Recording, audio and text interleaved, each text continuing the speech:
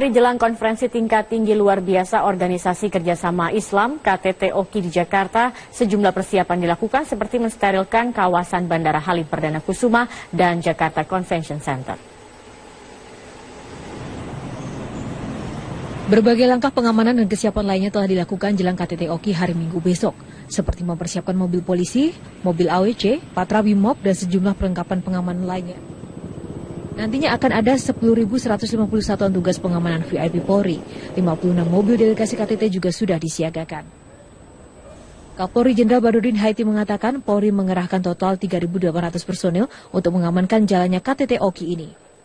Polri juga akan melakukan pengalihan arus saat para kepala negara anggota OKI memasuki dan meninggalkan arena KTT OKI di Jakarta Convention Center.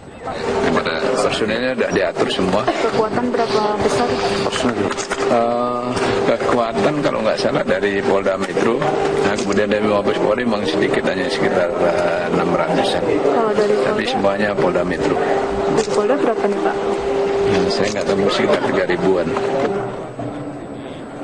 Dalam KTT OKI besok, beberapa hal yang akan dibahas diantaranya menyoroti wilayah perbatasan Palestina yang semakin tergerus oleh pemukiman, pengungsi Palestina, dan juga status kota Yerusalem yang masih menjadi rebutan Palestina dan Israel. 3 isu lainnya adalah mengenai pemukiman ilegal, keamanan, dan akses air bersih untuk warga Palestina. Presiden Joko Widodo dalam sidaknya di lokasi OKI Jumat siang menyatakan posisi Indonesia yang mendukung penuh Palestina. Diselenggarakannya KTT OKI di Indonesia menurut Jokowi ini sebagai solusi tepat sebab Indonesia sebagai negara netral di tengah konflik antar negara di Timur Tengah. Ya, yang pertama kita memang sejak awal kita akan memang memberikan dukungan penuh bagi Palestina dan konsisten terus. Kemudian juga karena memang di Timur Tengah juga sekarang ini ada sedikit konflik-konflik antar negara, kita dianggap sebagai negara yang netral. Sebanyak 49 negara mengkonfirmasi hadir dari 56 negara anggota OKI dengan tema KTT OKI ini adalah United for a Just Solution. Indonesia diharapkan dapat memberikan solusi mengingat Indonesia memiliki masyarakat yang mayoritas Muslim dan berada di luar lingkaran wilayah konflik. Tim Liputan, Metro TV.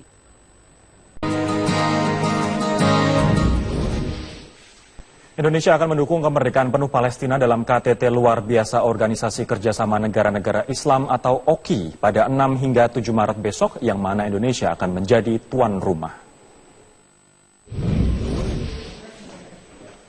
Menteri Luar Negeri Retno Marsudi menyatakan komitmen pemerintah Indonesia mendesak terbentuknya deklarasi Jakarta untuk mencari langkah konkret menyelesaikan konflik antara Palestina dan Israel. Sejumlah pokok penting dalam konflik Palestina-Israel juga akan dibahas, terutama masalah perbatasan, pengungsi, status kota Yerusalem, maraknya pemukiman liar Israel, keamanan, pendidikan, dan akses air. KTT luar biasa OKI kali ini berbeda dengan KTT reguler OKI yang akan berlangsung di Istanbul, Turki pada April mendatang. Nuansa, kemudian spirit yang coba dibangun, kerjasama yang akan dibangun di antara negara-negara OKI terhadap Palestina, tentunya ini juga akan dibawa kemana-mana. Ya kan? Karena satu, kalau kita bicara OKI, kemudian kita bisa kembangkan misalnya di gerakan non-blok, dan seterusnya, dan seterusnya. Gitu. Komitmen pemerintah Indonesia memperjuangkan kemerdekaan Palestina sebelumnya sudah pernah disampaikan dalam pidato pembukaan konferensi Asia Afrika pada April 2015. Pada peringatan konferensi Asia Afrika ke-60 ini, saya menyerukan, mari kita gelorakan kembali semangat Bandung. Mari kita lanjutkan perjuangan para pemimpin kita 60 tahun yang lalu. Kita harus meningkatkan saling pengertian dan mewujudkan perdamaian dunia. Segala bentuk kekerasan harus dihentikan. Kemerdekaan Palestina harus terus diperjuangkan. Presiden Joko Widodo juga menyampaikan dukungan Palestina merdeka pada sidang paripurna MPR Agustus 2015. Indonesia juga terus mendukung kemerdekaan Palestina dari penjajahan dan kezaliman, serta menyerukan agar saudara-saudara Muslim di Timur Tengah meletakkan senjata dan berdamai demi kepentingan ukhuwah Islamiyah. Presiden Joko Widodo benar-benar membuktikan janjinya agar tercipta perdamaian di Palestina. Terbukti dalam berbagai forum internasional, Indonesia selalu menyampaikan rekomendasi perdamaian di Palestina. Tim Liputan, Metro TV. Jalan panjang masih harus dilalui Palestina untuk menjadi negara merdeka sepenuhnya. Kendati sudah mendapat pengakuan PBB sebagai sebuah negara, namun hingga saat ini Palestina masih tidak berdaya untuk mempertahankan wilayahnya dari gerusan Israel. Mampukah konferensi tingkat tinggi luar biasa Organisasi Kerjasama Islam OKI di Jakarta 6 hingga 7 ini memberi nilai dan kontribusi strategis bagi perjuangan Palestina? Kami akan membahasnya dengan dua orang narasumber. Yang pertama adalah Ketua Komisi 1 DPR Mahfud Siddiq. Bang Mahfud, selamat malam. Selamat malam. Ada juga pengamat Timur Tengah Azumardi Azra. Pak Azra, selamat malam. Selamat malam. Saya akan ke Bang Mahfud lebih dahulu. Menurut Anda seberapa besar Anda melihat KTT luar biasa OKI ini akan berdampak pada usaha memerdekakan Palestina? Ini pertanyaan paling penting tapi paling sulit dijawab. Kenapa? Karena ini adalah konferensi luar biasa OKI untuk isu Palestina, dan ini bukan konferensi yang pertama, konferensi yang kesekian kali, yang kelima. Dan sekarang situasi Palestina dalam posisi yang sangat-sangat memprihatinkan. Bahkan kalau saya mengatakan dalam salah satu tulisan, Palestina sekarang dalam darurat merdeka. Kenapa? Karena di tengah konflik yang sedang terjadi di berbagai kawasan, dan itu mengalihkan perhatian banyak negeri muslim dari Palestina, Israel sekarang semakin agresif terhadap Palestina, dan bahkan mereka sudah berani mengklaim Masjidil Aqsa itu sebagai wilayah suci kaum Yahudi, dan mereka melarang umat Islam masuk ke sana. Nah, jadi pertanyaannya adalah ketika ada satu kesadaran negara-negara anggota OKI sekarang melakukan konferensi luar biasa, pertanyaan tadi bahwa dia baru akan signifikan dan berdampak kalau konferensi luar biasa ini pada penutupannya menghasilkan bukan saja deklarasi, tapi rencana aksi yang konkret seluruh negara-negara konferensi Islam ini untuk membantu Palestina dan memastikan peta jalan kemerdekaan Palestina sesegera mungkin. Ada dua hal yang akan ditelurkan nantinya, resolusi untuk mendukung Palestina dari seluruh anggota OKI dan Jakarta Declaration yang akan meliputi usaha lanjutan yang konkret seperti capacity building dan juga pembangunan fisik di sana. Anda melihat dari dua hal ini nantinya akan berdampak jika kita melihat puluhan konferensi kemudian summit-summit yang sudah dilakukan tidak menghasilkan apa-apa. Kita lihat konferensi demi konferensi yang dilakukan OKI ini sudah berjalan panjang, tetapi situasi yang ada di Palestina berjalan semakin buruk. Ini kan ada paradoks ya. Dan paradoks inilah yang harus dijawab dan diselesaikan oleh konferensi yang kelima di Jakarta ini.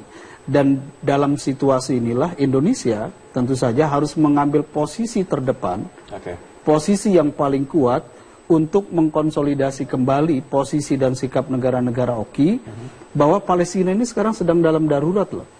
Dan yang dibutuhkan bukan sekedar deklarasi saya katakan, tapi bagaimana kesepakatan semua anggota OKI untuk membantu secara ekonomi dan finansial, bukan sebatas capacity building.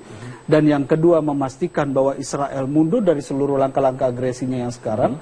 Dan yang ketiga bagaimana komitmen sikap yang konkret, kuat mengenai peta jalan kemerdekaan Palestina. Kalau saya beralih ke Pak Azra, seberapa yakin Anda bahwa KTT luar biasa OKI ini akan menghasilkan sesuatu yang konkret dan juga berdampak untuk membantu Palestina? Ya, saya mohon maaf, saya nggak yakin ya. Nggak yakin? Tidak yakin, karena ada beberapa prasyarat. Karena seperti yang dibilang Pak Mahfud, ini bukan konferensi yang pertama. Udah banyak, bahkan PBB, macam-macam udah banyak. Tapi nggak ada hasilnya. Karena prasyaratnya belum dipenuhi. Saya kira prasyaratnya itu yang harus dipenuhi, dan sekarang prasyaratnya itu semakin memburuk. Misalnya, kita bisa, saya kira Palestina itu bisa terwujud kemerdekaannya berdaulat kalau orang-orang Palestina sendiri bersatu dulu. Hamas dan Fatah itu bersatu dulu.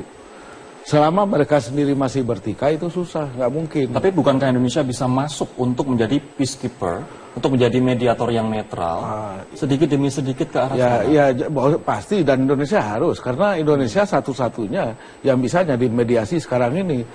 Prasyarat yang kedua yaitu perdamaian di antara negara-negara Arab sendiri. Kalau dibilang Pak Mahfuz sekarang Palestina itu darurat, betul-betul darurat, saya kira karena negara-negara Arab sekarang nggak ada yang peduli sama Palestina, karena mereka sibuk dengan konflik dalam negerinya, konflik sesama mereka. Ini yang jadi oleh karena itu Indonesia saya kira harus menjadi mediasi secara berlapis-lapis. Pertama, memediasi konflik, merekonsiliasikan Fatah dengan Hamas. Yang kedua juga negara-negara Arab, karena juga Saudi misalnya dengan Iran itu berbeda sikapnya. Pak Azra, bukankah ini adalah kesempatan Indonesia, kalau misalnya Anda tadi melihat secara pesimistis begitu ya, untuk Indonesia untuk menyatukan justru negara-negara Arab yang sudah tidak peduli dengan Palestina ini? Anda melihat iya, saya pesimisnya KTT kalau tidak dilakukan ini, maka kemudian kita jadi pesimis. Tapi Indonesia saya kira memang bisa dan harus memainkan peran mediasi pada konflik yang berlapis-lapis itu antara Hamas dengan Fatah dan juga negara-negara Timur Tengah, negara Arab. Kalau tidak ya istilahnya itu Israel itu ghost, tidak bisa dikontrol seperti yang dibilang Pak Mahfuz itu, dia melakukan apa saja yang dia mau. Ghost unchecked, tidak bisa dicek sama sekali, dibatasi. Terus saja dia bikin jalan tol, membelah wilayah Palestina, bikin pemukiman liar dan lain sebagainya. Jadi nggak ada sekarang ini yang berani karena negara-negara Timur Tengah, negara-negara Arab itu sudah lumpuh semua. Ini di saat negara-negara Timur Tengah sudah lumpuh, negara-negara adidaya juga membaik atau mendukung Israel begitu ya? Iya. Nah, Indonesia bisa mencoba memediasi Palestina, memediasi negara Arab dan sekaligus juga memainkan tekanan-tekanan kepada Amerika yang saya kira kalau Amerika tidak mengubah sikapnya terhadap Israel, tidak bisa perdamaian tercipta. Nah, Indonesia bisa memainkan peran itu. Baik, peran konkret seperti apa selain yang disebutkan oleh Pak Azra yang bisa kita mainkan dalam konflik ini? Kita akan kembali sesaat lagi, tetaplah bersama kami.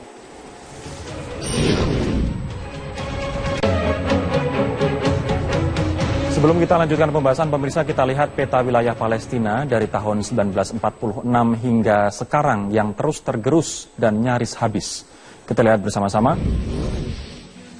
Di tahun 1946 Anda lihat yang warna hijau adalah peta wilayah Palestina, kemudian semakin berkurang, bahkan satu tahun 1947 signifikan berkurangnya, tahun 1967 semakin kecil, dan saat ini tinggal menyisakan pecahan-pecahan wilayah Palestina yang terbagi dari dua wilayah utama, yakni jalur Gaza dan juga tepi barat.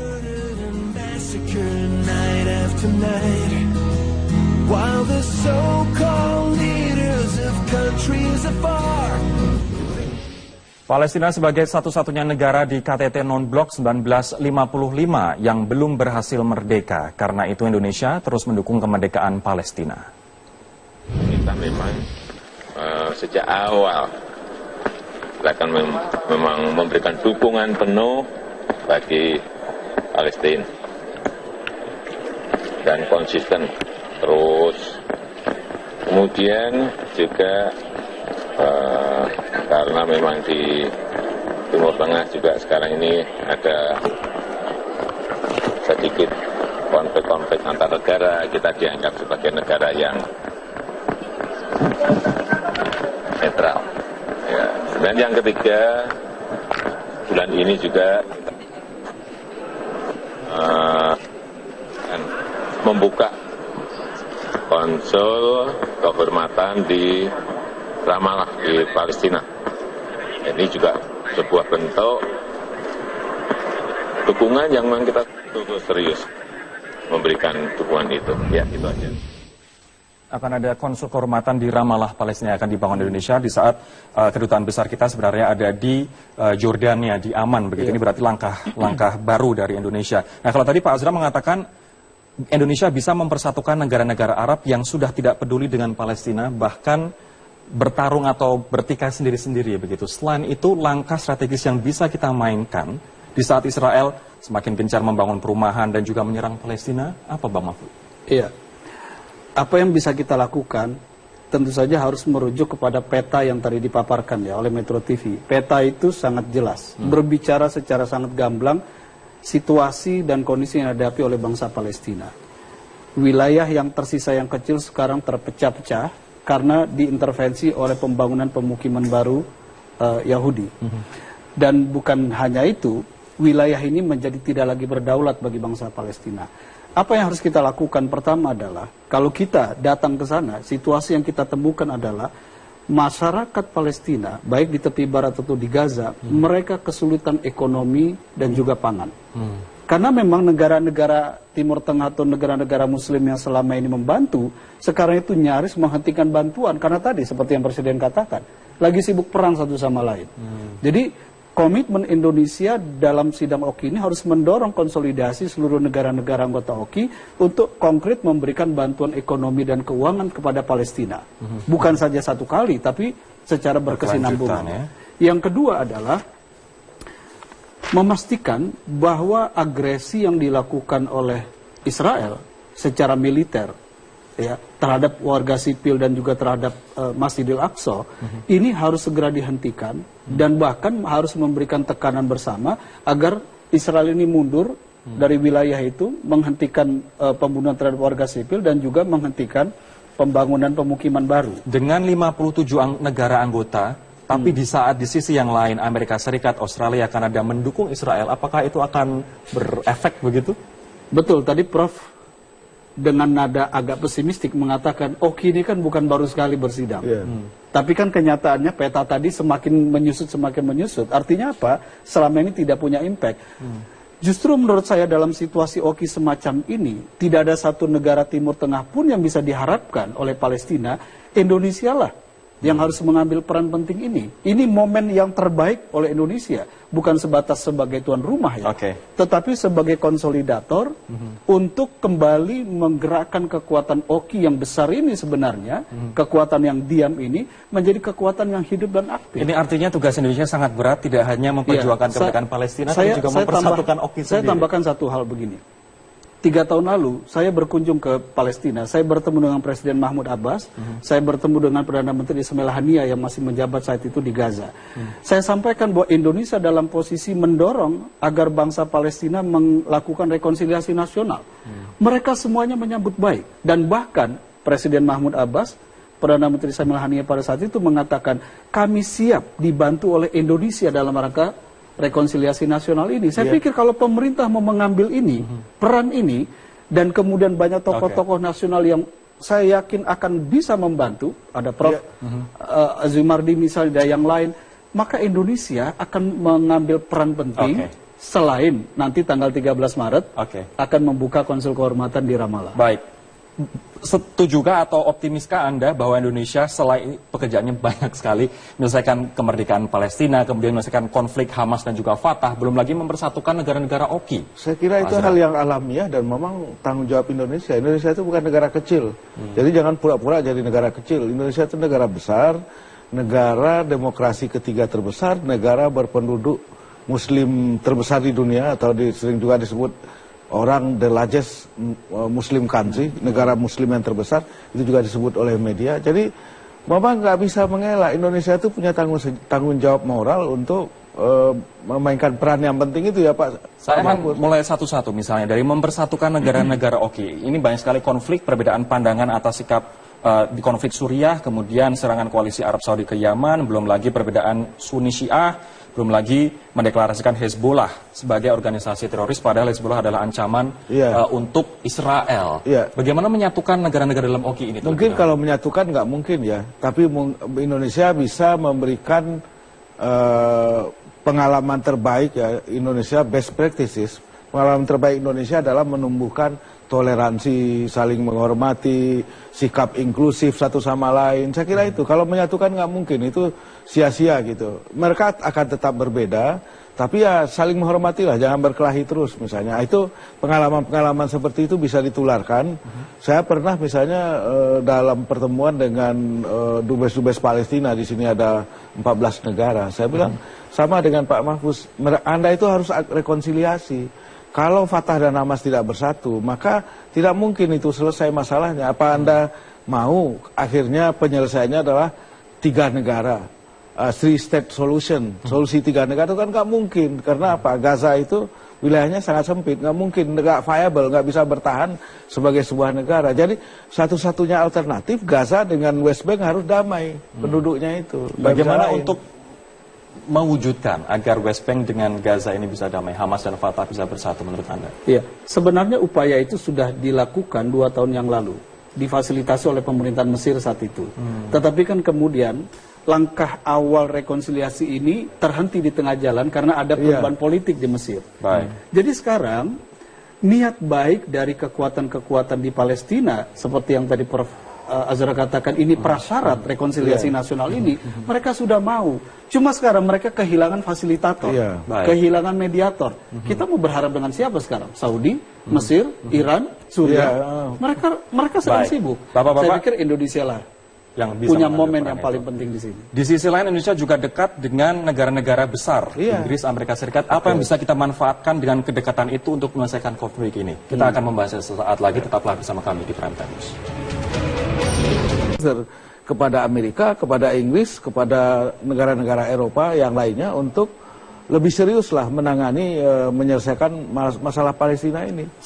Selama ini Anda melihatnya usahanya seperti apa? Dikarenakan pada waktu KTT ASEAN US kemarin itu pun juga diangkat. Ya selama ini ya ad hoc, tidak komprehensif gitu. Menurut saya Indonesia misalnya perlu memiliki utusan khusus untuk masalah-masalah Palestina dan Timur Tengah ke negara-negara Eropa, Uni Eropa, Amerika, Inggris dan sebagainya. Itu harus ada. Misalnya saya kira orang seperti Pak Hasan Wirayuda misalnya punya akses ke berbagai pusat kekuasaan di Amerika, di Inggris dan sebagainya, itu bisa untuk menindaklanjuti apa yang misalnya kalau itu dibicarakan atau sempat dibicarakan oleh Presiden Jokowi ketika ke Amerika kemarin, itu apakah itu bisa dilakukan. Kalau ke Timur Tengah kan udah ada Pak Alwi Shihab.